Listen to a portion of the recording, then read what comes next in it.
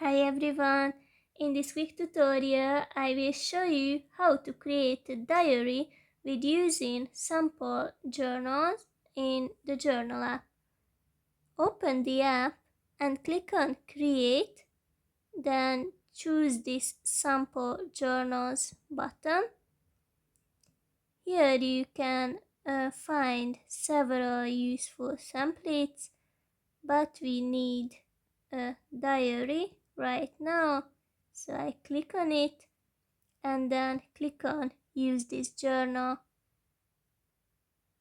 You can easily edit these pages, even you can add more pages and write anything that you want to, give stickers and so on. If we go back, you can see that the diary is here from now on. It's easily accessible. Thanks for watching.